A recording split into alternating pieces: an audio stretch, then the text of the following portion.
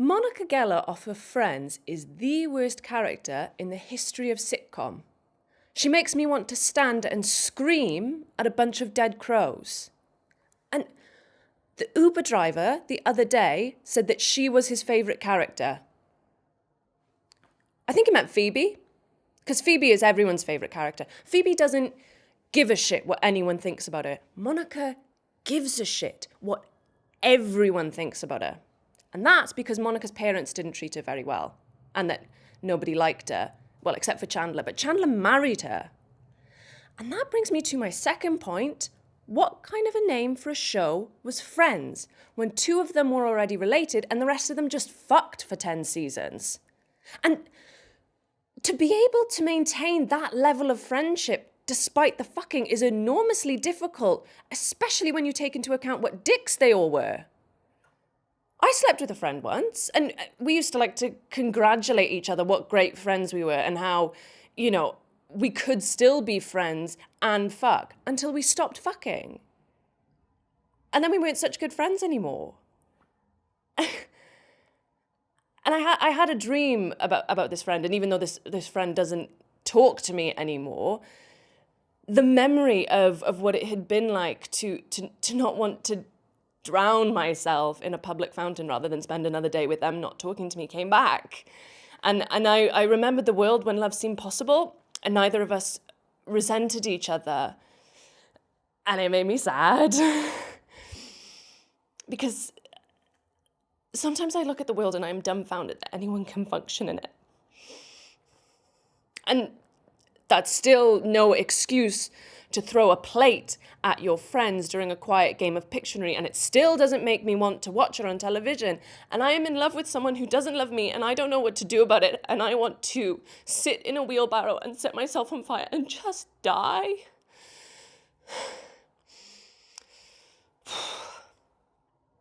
And don't get me started on Ross.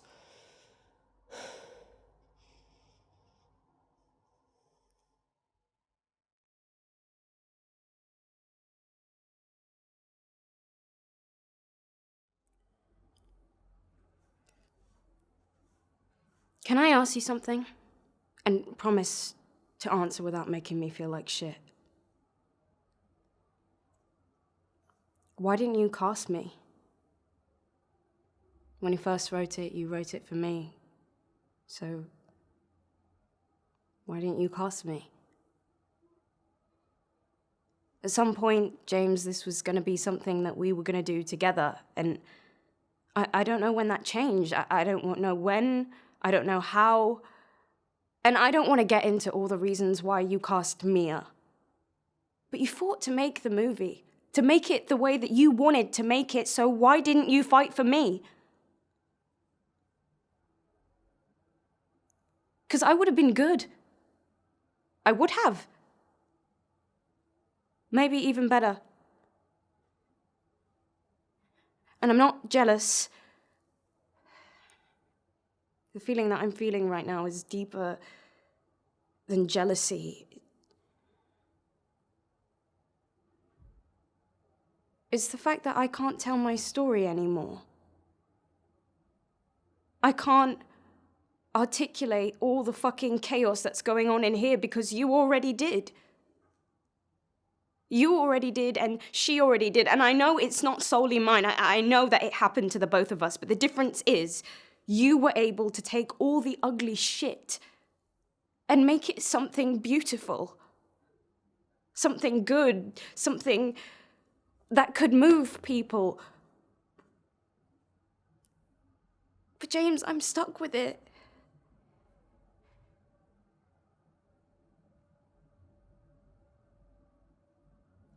I just wish it was something that we could have done together. And to be brutally honest, I would have been better.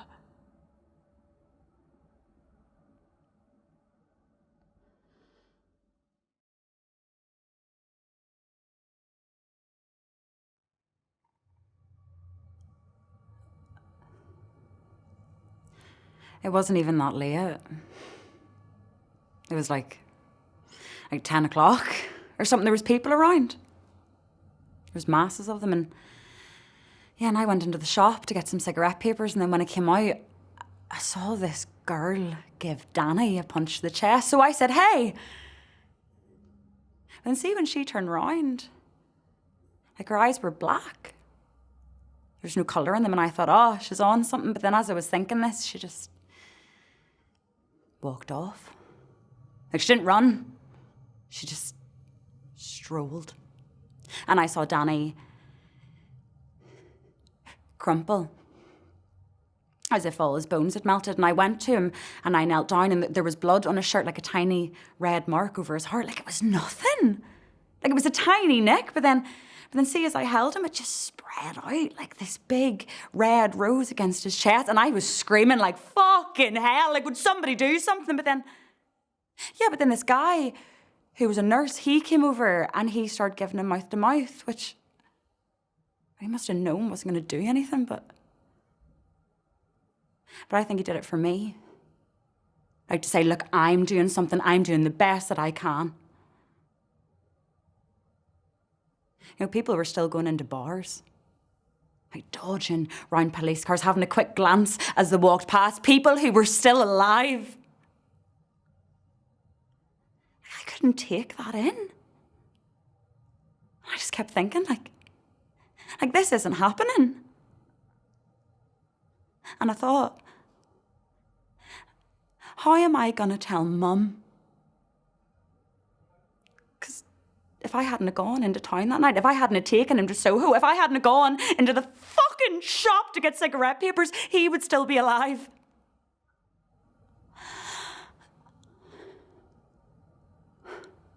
And now,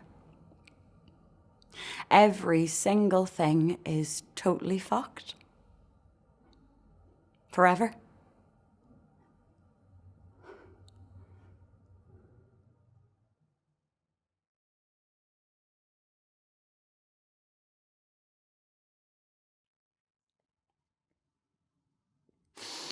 I can't write another eulogy, all right? I can't do this anymore. It all started about 7 years ago when I spoke at my nan's funeral. Yeah, I stood up in the church and said a few words. But the performance itself went, how do I put this? Absolutely fucking brilliantly. Well, I hit every single beat. You know, the laughs, the sighs, the moments of silence left the whole audience in a total state of reflection. I was fucking fantastic. But there was a problem. I was too good, and people had started to notice. And at first I thought nothing of it. But then as the years passed, people started to pass away, and that's when the requests started flooding in. You know, oh, you wouldn't mind speaking at our David's funeral? Oh, you were so lovely when you spoke about your nan. Yeah, well, you know, there's a reason for that. You want to know why? Because she was my fucking nan. Yeah, I love my nan because she was my nan. She did all nanny things and it was fucking brilliant. So how do these people expect me to give the same level of passion in my performance for Roger, the bloke who used to paint our front room every 5 years? You know, these people are exploiting the talents that I was given. I mean, you wouldn't think any less of me if I started charging people for my eulogies, would you? Well, I'm not thinking anything too much. I'm thinking 50 quid a eulogy, and then like 75 quid if they want me to recite their favourite poem. And people will pay. That's not even in question. If anything, I'm the one that's undercharging. You know, I'm filled up all the way until the summer, and some of the people I'm writing eulogies for aren't even dead yet. So that's it. It's problem solved. I'm just going to have to start charging people for these eulogies. That is morally okay, innit?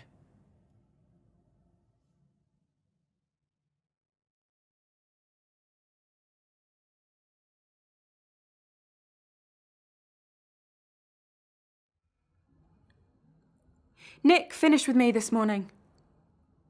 You didn't really think I'd cheat on Nick with you, did you? He said he can't be with anyone right now. And do you know what? That is bollocks. That is bollocks. What's really gone on is that jumped up little hamster he talked with in Leytonstone's gotten in the way. She's obsessed. Every weekend, she's been up visiting in a silly little green car, making herself at home. I said to Nick, don't you see what she's doing? She's obsessed with you. She's trying to break us up. But You won't hear a word said against her. Then he said they were just good friends. In the same breath, he confessed he'd slept with her twice. Twice. I said, well, it's either her or me. And that's when he gave me the speech about commitment and not being ready for a relationship. Wanker. Well, he was fantastic in bed, but that's all I'll miss. That bitch can have him as far as I'm concerned. You know that is a complete lie. That is a complete fucking lie. I think I'm in love with him. Fucking hell.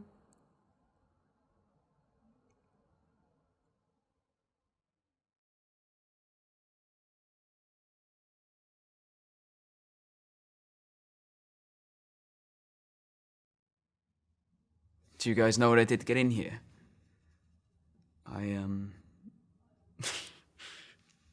I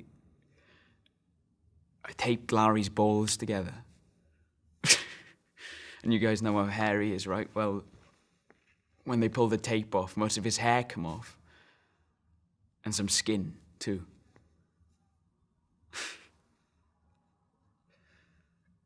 And the bizarre thing is that I did it for my old man. Like, I tortured this poor kid because I wanted my father to think I was cool. Because, you know, he's always gone off about when he was in school, all the wild things he used to do. And I just always got the feeling he was disappointed that I never got loose on anyone, you know? So I'm sitting in the locker room and I'm packing up my stuff, and Larry's undressing a couple lockers down from me, and he's kind of, like, skinny, like, weak. And I started thinking about my father and his attitude about weakness, and the next thing I know, I just jumped on top of him and just started beating him.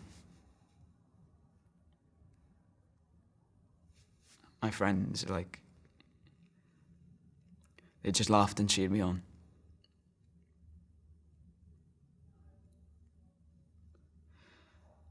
And afterwards, when I was sitting in Mr. Vernon's office, all I could think about was Larry's father and Larry having to go home and explain what happened to him. The humiliation, the fucking humiliation he must have felt, it must have been unreal. I mean, how do you apologise for something like that? There's no way. And it's all because of me and my old man. God, I fucking hate him. He's like this mindless machine I can't even relate to anymore. You know, sometimes I wish I could just pack up my stuff, move out, and I don't know. You can just forget all about me.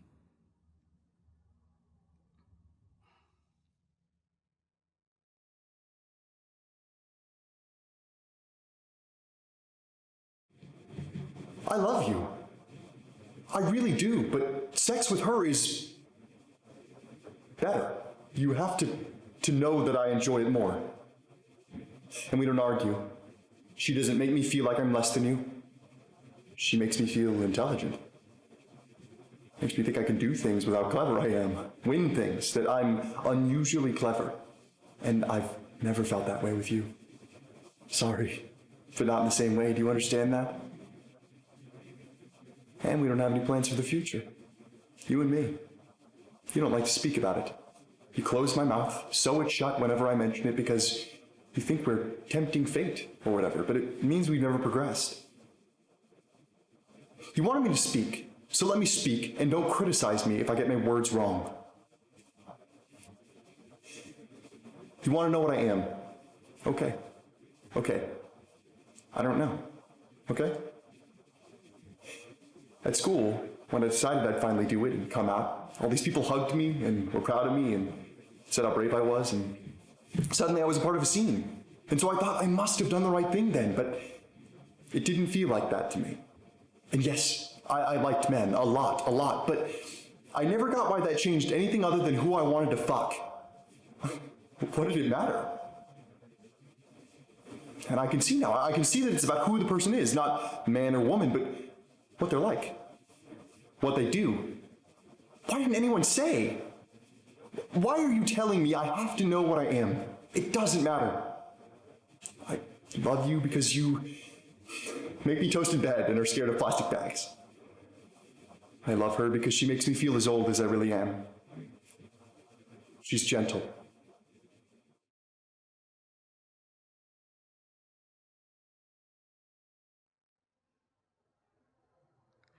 You're my best friend, Louise. You're my person. But there is a better version of this. There is a world without the boy in it. Look, whatever his love is crap. It's worth crap. I love you, and my love is worth much more. My love is solid fucking blood diamond compared to 20 fucking whatevers. Fucking shit little boy's love. I have infinite value to you, yet I get barely anything out of this relationship and he gets full access to your body and almost the entire contents of your head. I don't even get a particularly large percentage of your concentration when I'm here. And I am sick of trying to persuade you that I'm worth as much energy as your boys, but I am. I am worth more because I receive less from you and yet I continue to contribute. Why isn't this interesting enough for you when all I've done is put myself next to you and listened and promoted and accepted and fed and loved and built a sparkling, superhuman you? And I'm not going to call you one, you know. You want me to so badly, but I won't do it. I know all you want in this world is to be a whore, but you are so bad at it. You don't have to do it. Hun, you really don't. I know that your number is your highest achievement. I know you think it makes you interesting, but it doesn't. You are interesting in spite of it. And I have never, ever been horrible to you before.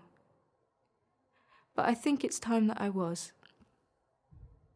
Because it seems to be the only kind of attention you respond to.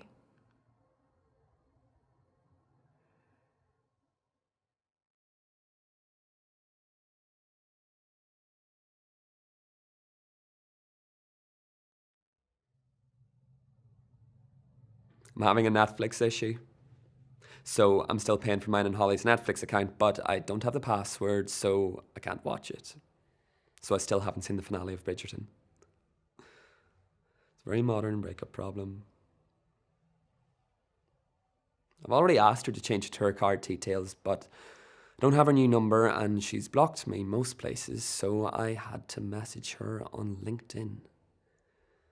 Which was weird. She didn't reply. You never think you'll have to resort to messaging someone who's seen you cry during sex on LinkedIn. I mean, it's so pointedly impersonal. I mean, it's the sort of thing she'd find funny. Maybe she did. It's all right, isn't it? Messaging her on LinkedIn, I mean, it's not like I endorsed her for online marketing or anything.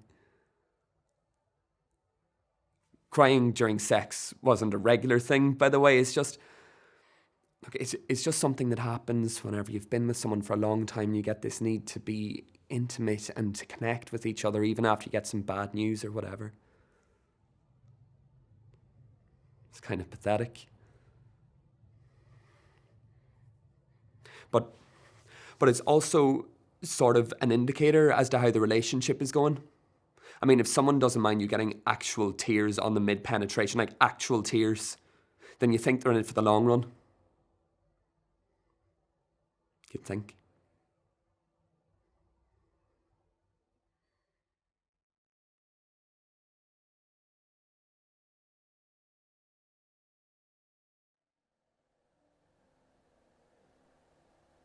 You put me in a box, but not Deshaun. When you busted him, you had that meeting with me, Corey, and all the other black runners on the squad. And you said it is your solemn duty to never be stereotyped. look at Luce. Be like Luce. And I remember them all looking at me. They weren't jealous. They were just trying to figure it out. How do I get that? And all I could think about was the Sean. All he had was the athletic scholarship and you took it from him. You took it from him because he wasn't me. Why? Why do we have to be perfect just so we can be accepted? Or is it because you're so desperate for approval that you'll eat your own alive just to get it? The approval of everyone who ever told you that being black wasn't good enough. Well, guess what? I don't need their approval. Because I'm not going to be somebody's symbol just to make them feel better.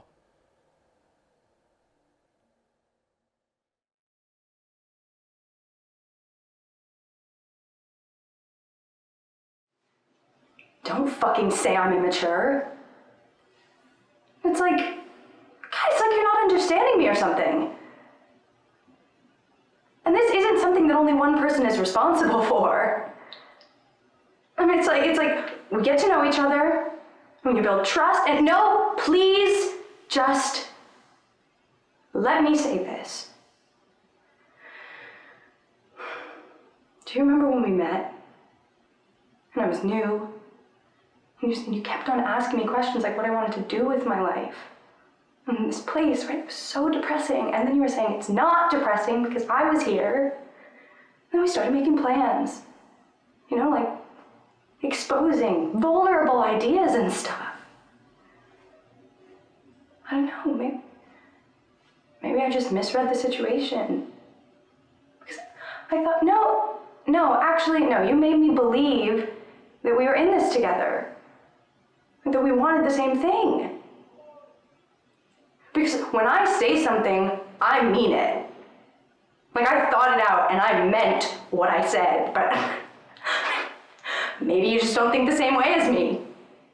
And don't say that you were drunk and not thinking straight or whatever, because that's just not good enough. Because now I'm alone. I mean, I'm standing here. I am the only person getting fired for mooning my boss. We had a deal. Does that mean nothing to you? And whatever happened to pinky promises?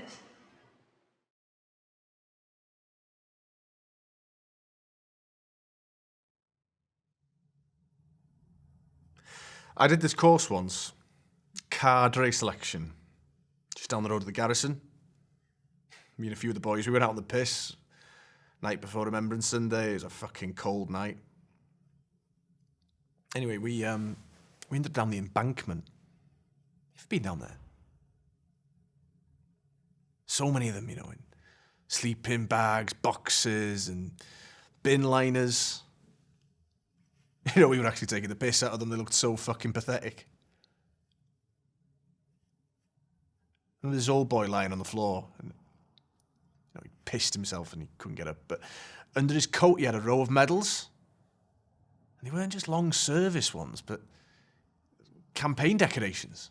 First off, we thought, oh, God, he must have nicked these, so, you know, we winded him up. And anyway, he hadn't. He'd been a colour sergeant with the 1st Battalion Royal Welsh Fusiliers. Fuck me. Well, that was my lot. You know what he said to me? He said that the army was his home, his marriage, and his mistress.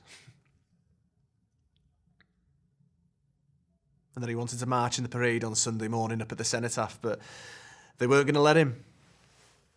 He'd been in trouble and they didn't want to know. Do you know why? He got hooked on morphine after being wounded in Korea. 30 years of service. And what?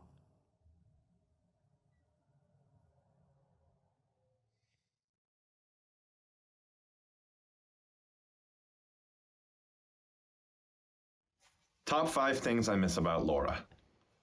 1, a sense of humor. Very dry, but it can also be warm and forgiving.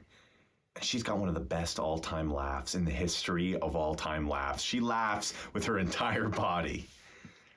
2, she's got character. Or at least she had character before the Ian nightmare. She's loyal and honest, and she doesn't even take it out on people when she's having a bad day. That's character.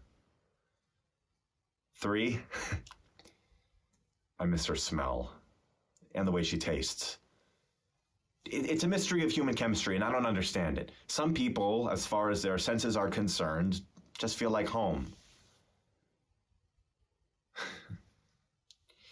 I really dig the way she walks around.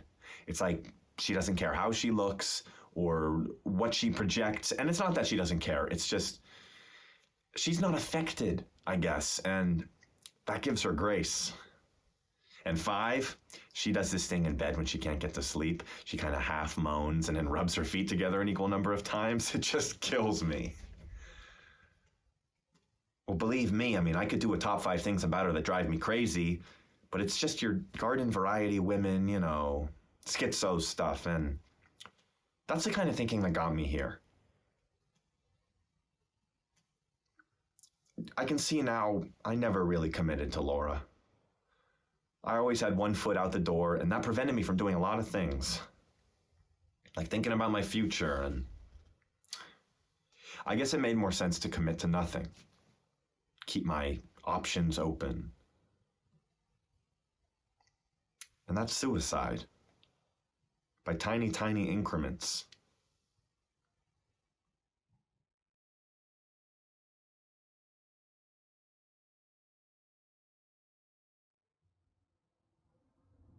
I feel like I'm going to piss myself. I don't know if it's like nerves or what, but I could piss myself. Piss right down my own legs. That'd be funny, wouldn't it? I'd smell like my mum then. Oh, come on. You never laugh at my jokes. Do you not think I'm funny? I think I'm funny. I don't even like chewing gum, miss. That's not me saying I didn't stick it in Kelly Jenkins' hair. I'm just saying I don't like it. It causes jaw tension. It's high in sugar. I know that. But the rest of them are always chucking it across the room behind your back. And if you ask them if you can have a bit, they laugh in your face. Suddenly you can't remember where they got it from, but you see them the rest of the day sharing it under tables, sniggering. What's your favourite day of the week? I bet it's a Friday. Teachers always have Fridays. I used to love Sundays, me. Taste Buds Cafe, Sheila would serve us these massive roast dinners on an oval plate for like £3. And my mum would never have one because she knew me and Jason would never finish ours, so she'd just eat the scraps that we left. Pretend she weren't that hungry, like. Always managed to not be hungry when it came to dinner time. Had a big lunch or ate just before we got there. It's funny, the first thing I remember being wrong was how much her breath stank. And maybe chewing gum ain't at the top of your shopping list.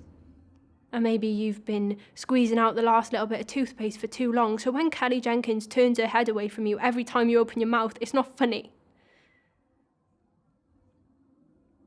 So yeah, miss, I did come in here in break time and I did unstick Kelly Jenkins' chewing gum from the bottom of her chair and I did stick it in her hair because maybe she deserves to know what it feels like to be on the outside for once.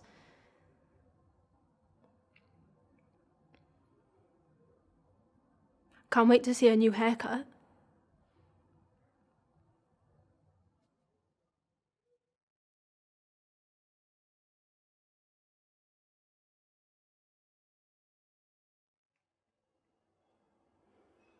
Because you left, I know nothing about what a marriage is and what it looks like. But I do know what the absence of it looks like, and what I want is the opposite of that. I want to be held. I want to be possessed. I want to be somebody, something. No, I can see you cringe when I'm saying what I'm saying, but that's about you. And that's not about me, and I'm telling you what I want. I'm not you. You don't even know me. You came back here for the first time in 15 years and you didn't want to see me. The only reason you're talking to me is because you want something from me. That's not why you wanted to see me. How do you think it makes me feel to know the only reason my mother wants to see me is to get me to fix a problem for her? You've never given me anything. I actually think it's good to be stuck in a marriage. It's the fact that we're bound together, that it's difficult to leave, that actually makes people stick around and try, I think, because if things keep on going the way you say they should, then what do they look like? A future where everyone is just leaving each other, that in a lifetime one person will have tried to be with what? 4, 5, 6 people, but always just skating through their lives, never able to settle or slow or experience anything that takes any real difficult time. Never finding a home, never finding a place to rest, a person to rest with, never finding a person who knows you. And that sounds so, and what do I know? But that sounds so sad and so lonely and so unsatisfying. This future where we're all just nomads. Is that really what you want?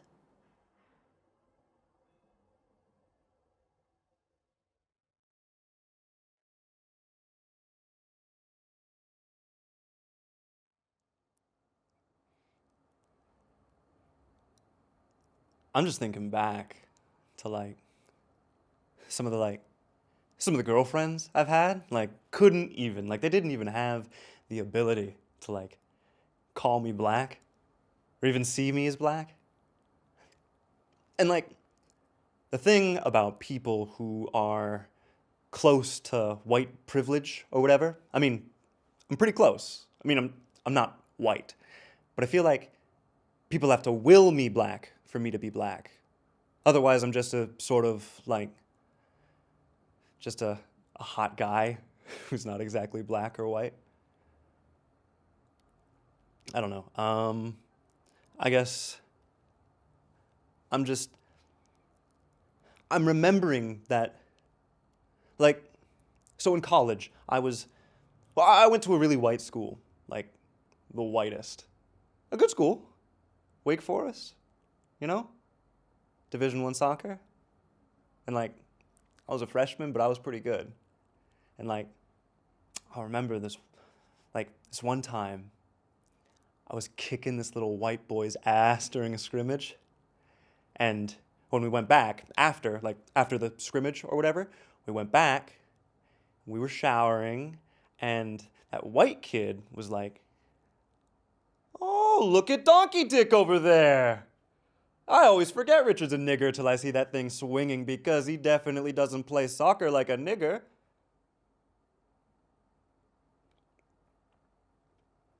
And yeah, I don't know. I can't remember his name, but this upperclassman, looked over and was like, "Well, Richard isn't a nigger, Richard's Richard." And yeah, I think that that's basically what everyone thinks of me. I'm not black, I'm not white, I'm just Richard. And Richard's like this superhuman dude who's beyond black and white, So I'm confused why I would have this inability to say how I feel about racial trauma, because at this time, I don't have any memories of being traumatized. More than I don't know, or to the same, to the same scale as some of the other people here. Does that doesn't make sense, does it?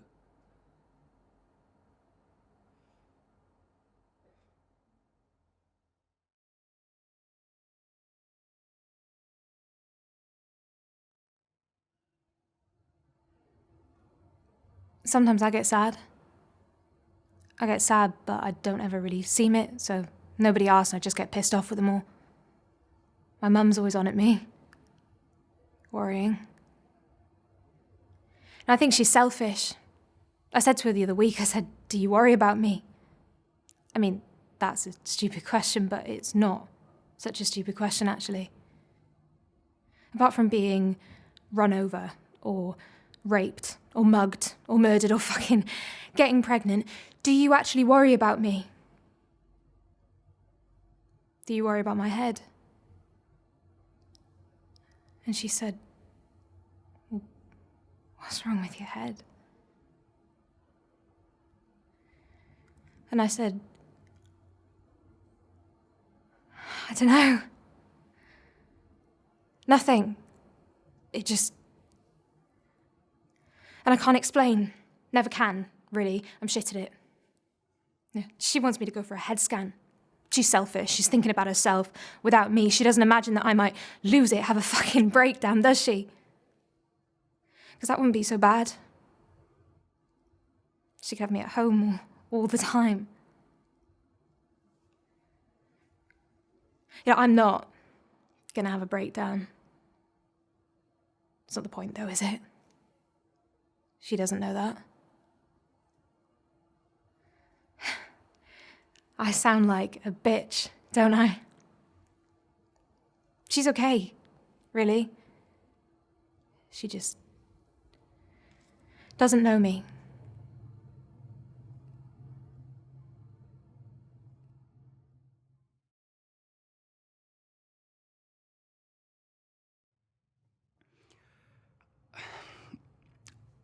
I'm going to hold up my hand and say it. No dog whistle, no coded language. I'm going to hold up my hand and say that I believe you are fucking stupid. I'm not going to pretend that's unpalatable, to reduce you to the sheer wrongness of what you believe to just those words. Fucking stupid. I mean, you make it easy to say that. I don't want it to be easy, but it is, because you believe that there are innate differences that set us apart. You believe that, and I don't. I mean, there's nothing in genetics, in anthropology, in any mainstream science that supports that level of fucking ignorance. Even the way you use the word "we" makes you seem fucking stupid. I can give it multiple meanings. For you, I think it only means us. Us as in not them. So, I will do this on an individual basis. I will avoid generalizations. When I say you are fucking stupid, I mean you are fucking stupid. Not people like you. And if it turns out you were deprived of oxygen as a baby, or you spent the first 3 years of your life eating lead paint, or suffered irreversible head trauma in an accident with a hammer, then I apologize and I'll be mortified, but I don't think you were. So I'm going to hold up my hand and say it. You are fucking stupid and I dislike you.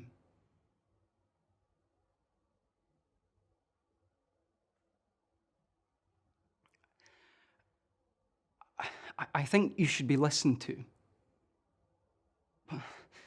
Listening to you isn't going to stop people dying, or refusing to vaccinate their kids, or overplaying these minor genetic differences, or reading their holy books as fact. I'm deluding myself talking to you. I'm losing myself, and I can't fight if I lose myself. If I am reasonable enough, if I am tolerant enough, it will seduce me. There's only so much understanding in the world, and if I'm wasting that, making myself more tolerant of you, maybe I don't want it.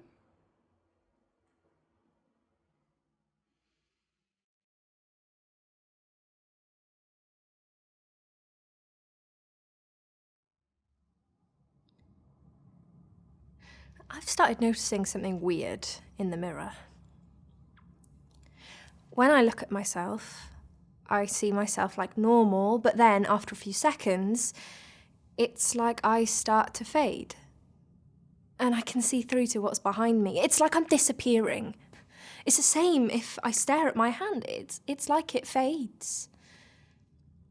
And I can't help but start to think about what the other Sophie said about how I lack visibility. And I notice other things too, like at the shop, I stand at the counter, but the woman doesn't look up. So I drop a coin to make a noise, and now she does look up, but it's almost through me for a second, like I'm only slowly coming into her focus. Then, the other day on the train, a man sits on me. Sits on me like I'm an empty seat. He jumps up when he feels I'm there, stares at me like I'm this ghost. That same night, this leaflet came through the door from the Royal Society about a seminar coming up called Ships that appeared to disappear, right? So I go along thinking maybe it's a sign from the gods. But it's not. It was a lecture on maritime navigation in the time of Charles I.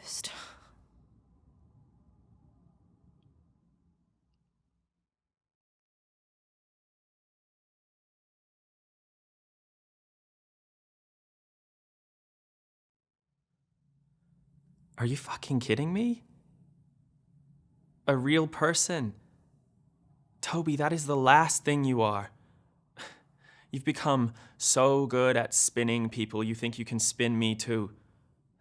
But I know your book was a fraud from start to finish, and your play was even worse. Not without talent, of course. God forbid anyone should accuse you of that. But worse, without truth. Toby, you are so afraid of actually being known, of really looking at yourself, that you have spent the last decade of your life constructing this elaborate narrative that has nothing to do with the truth. I know who you are, Toby. And I know who you aren't. You aren't Elan, and you aren't Adam.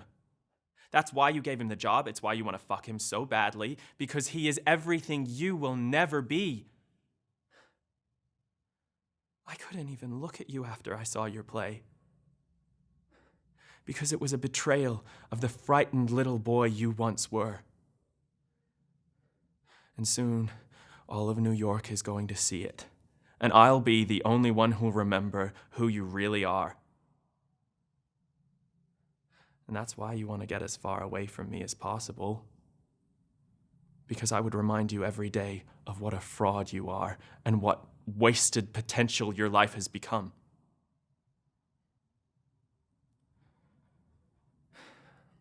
And that's what you're too much of a coward to say.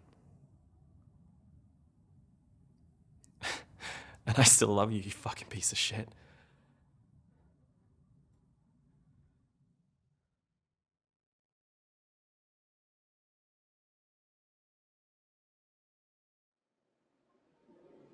Coyotes. Whole gang of them by the sound of it. I have these dreams about this one animal, not a coyote, a different one. The giant Shasta ground sloth. Cool animal. They found one at the bottom of what's called a fumarole, a volcanic gas vent or a lava tube, like this deep pit in the ground. And the skeleton, some tendons and fur had been preserved for like 11,000 years under layers of bat shit. He must have tripped or something and slipped into the lava tube, fallen 40 feet, but no broken bones, so he would have been able to move just fine after he hit the bottom. And he looks up at the sky so far above him, but the walls go straight up. So he decides to explore. He goes down one tunnel, but it's a dead end straight away. So he starts on another tunnel. And this one continues, and his heart starts to lift. Maybe this one will go onwards and eventually upwards again toward the light. But it just gets darker the further he goes. So he turns around and climbs back to the spot where he'd fallen. Did he miss something? Is there maybe an out? He checks the walls. Puts a paw up, 2 paws. Scrabbles a bit, tries to get some traction, but no. His body just isn't built that way.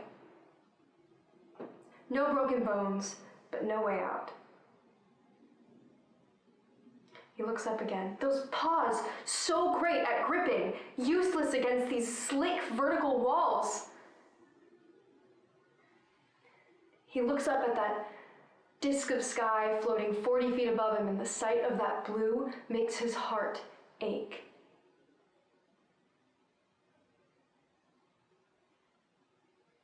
This is where I want to jump ship and stop imagining. I don't want to stay with him after he sees that little circle of sky, that particular shade of blue, and feels that pinch in his chest and realizes. But this is where you have to stay. This is where you have to stay with him. You have to stay with that sudden animal terror, that revolt, where your instinct says, survive. But the data says you won't.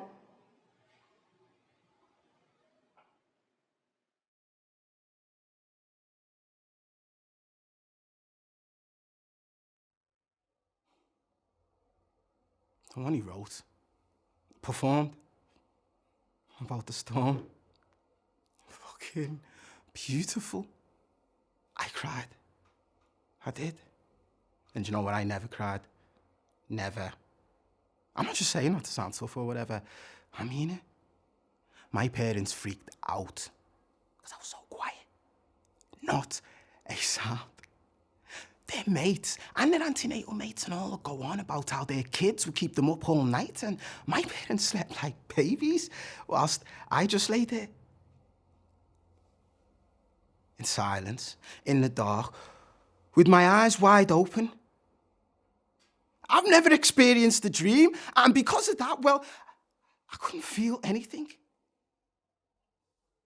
And then one day, I'm watching my mate who usually just sits there, doesn't say much, never kissed a girl.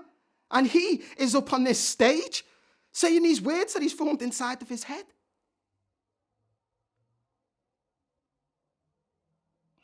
And it's gorgeous.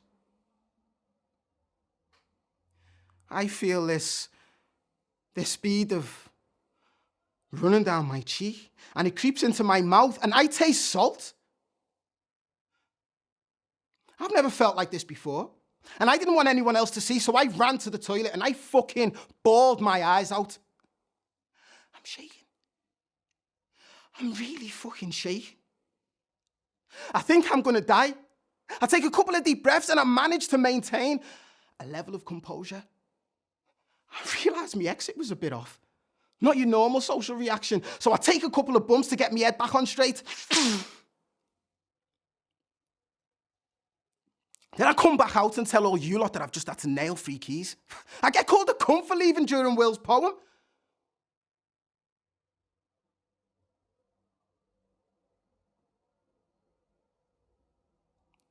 And I feel like crying again. Because I never got to hear the end of Will's poem.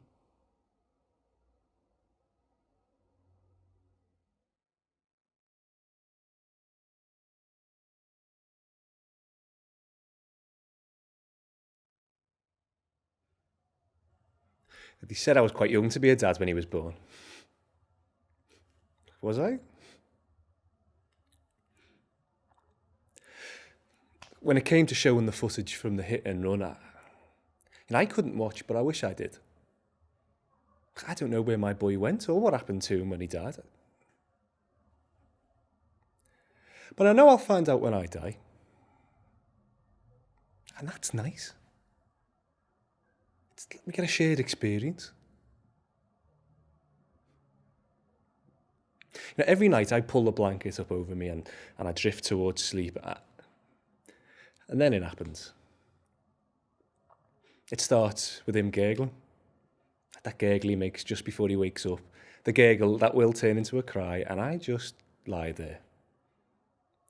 My eyes closed, hardly breathing, with her next to me, and my boy.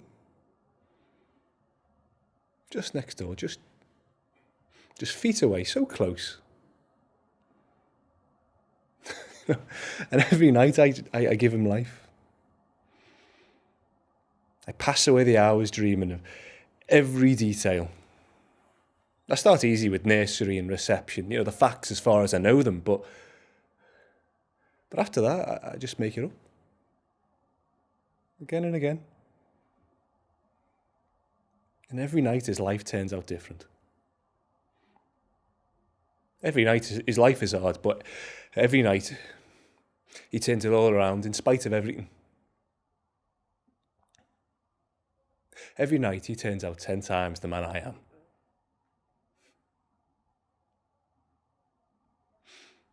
I'm here now. But someday I'll be where he is. I'll have to die to get there, but that's okay with me.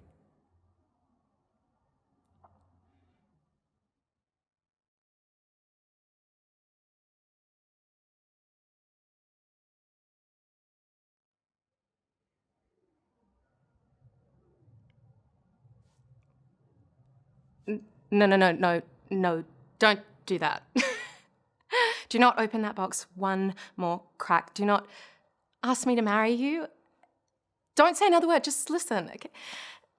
I can't let you do this to me. I mean, before I met you, I was such a bitch. I mean, seriously, everyone at work thought I was this huge bitch. No one liked me.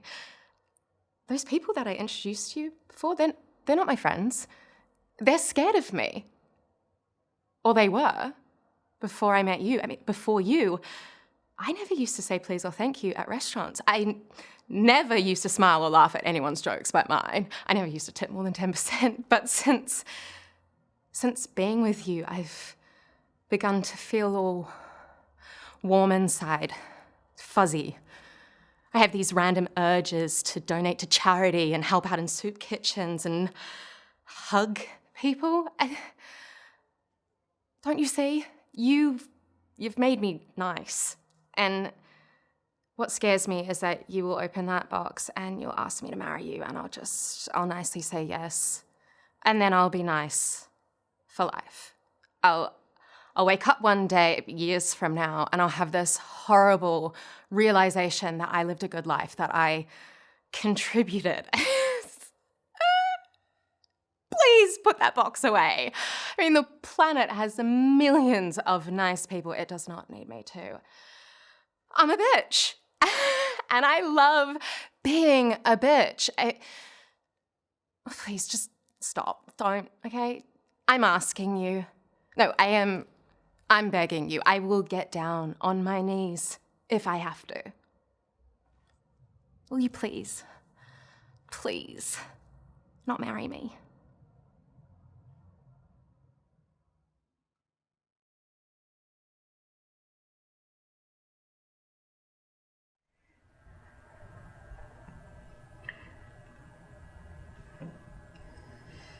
You got yourself a grade and a column inch or two in the school paper.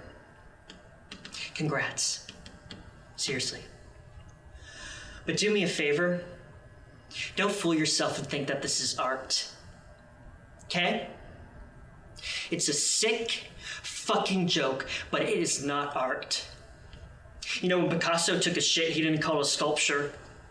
He knew the difference. That's what made him Picasso. And if I'm wrong about that, I mean, if I totally missed the point here, and somehow puking up your own little shitty neuroses all over people's laps is actually art, then you ought to at least realize there's a price to it all. You know? Somebody pays for your 2 minutes on CNN. Someone always pays for people like you. And if you can't see that, if you can't see how harmful that is, then you're about 2 inches away from using babies to make lampshades and calling it furniture. Look, I know they call it the art scene, but that's not all it should make. A scene. Anybody can be provocative or shocking. Stand up in class or wherever and take a piss. Paint yourself blue and run naked through a church, screaming out the names of people you slept with. Is that art? Or did you just forget to take your Ritalin? There's gotta be a line. For art to exist, there's gotta be a line out there somewhere. A line between really saying something and just needing attention.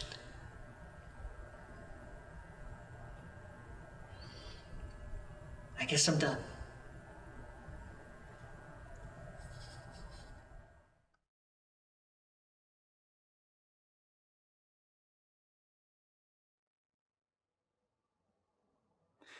Oh, no, it's just me and my dad, actually, in the house. We used to live in town up until about 3 years ago, but we had to move. It's complicated, but my mum... actually, I don't ever actually talk about it. No, not that I don't want to. I haven't wanted to. It's just working out how to.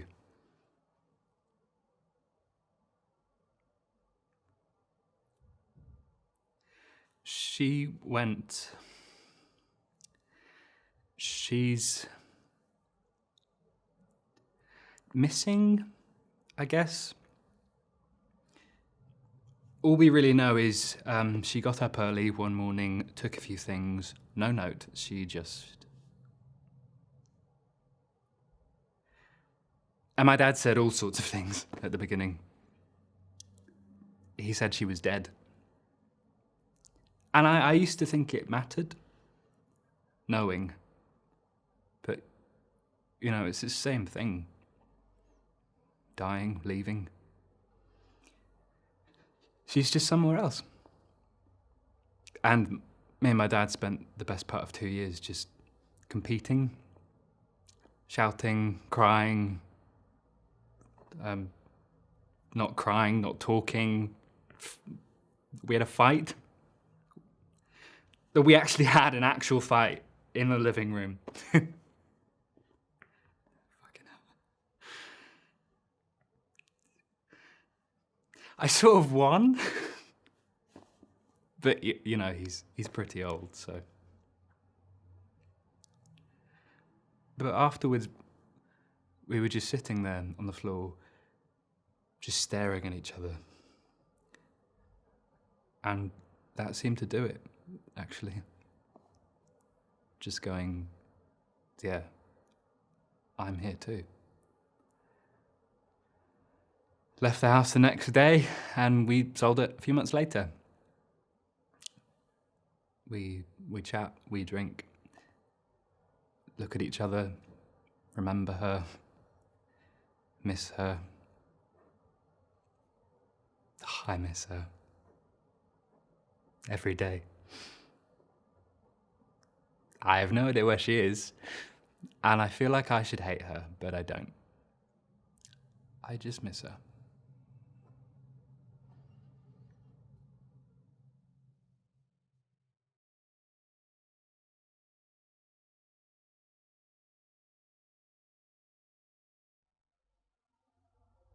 Do you remember when we were kids and you had that Batman costume? And you said, when I'm older, I'm going to be the real Batman. And I said, well, who am I going to be? You said, don't worry, little bruv. You're going to be Robin. And you made Mum make that really shit costume for me. Do you remember? With the green and red tights. And then when we got a bit older, started getting into footy and that, you said, nah, trust me, bruv. By the time I'm 21, I'm going to be the next Thierry Henry.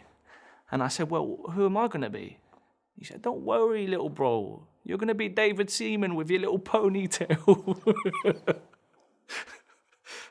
And then, when we got to 21, you said, yeah, by the time I'm 30, I'm going to be the next Sir Alan Sugar. And I said, well, if you're Sir Alan, who am I going to be? He said, don't worry, bruv. You're going to be that little bald one who sits next to me in the boardroom and blows smoke up my arse. Cunt. Yeah, I've always followed you. Been your sidekick. I'm okay with that. Because you're a smart one. You're the charming one. You're the type of guy who can walk into a room and people are just drawn to you. I've always listened to you, always. I'm just asking you just this once, please, bruv. Listen to me. Stay here. Get better. Because you're not well, Mus. You're seeing things that aren't there, bruv. So just stay here. Okay?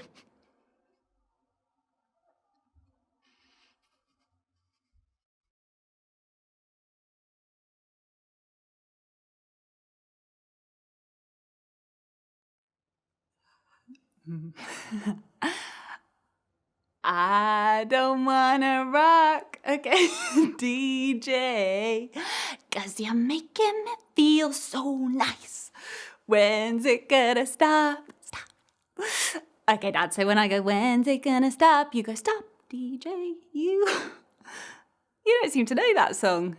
That's Rock DJ by Robbie Williams. You don't know who Robbie Williams is? Dad, that... Good Lord, that is creating so much cognitive distance. Oh my God, I completely forgotten about this. I used to have this dream where I'd go and see Robbie live, but it wouldn't be Robbie. It would be you. No, like, overwhelming charisma. Just you and your soap smell and your socks and sandals and your lanyard. I'd be like, yeah, that's my dad, actually. Front row at the O2. Glow stick in hand, just completely mesmerised by how shiny and warm and magic you were. But mainly just how well you remembered your choreo. Because you couldn't remember loads then, could you? Not my birthday, or my class assemblies, or the fact I had really, really heavy nosebleeds in the summer and it was important. No, it was crucial, actually, that you always carried around one of those portable packets of tissues.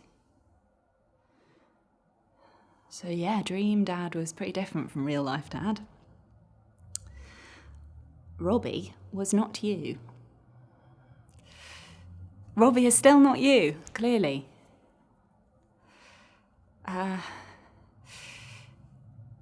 Anyway, that was not the object of this exercise, so we are gonna listen to Angels. No, it's an absolute banger, I promise.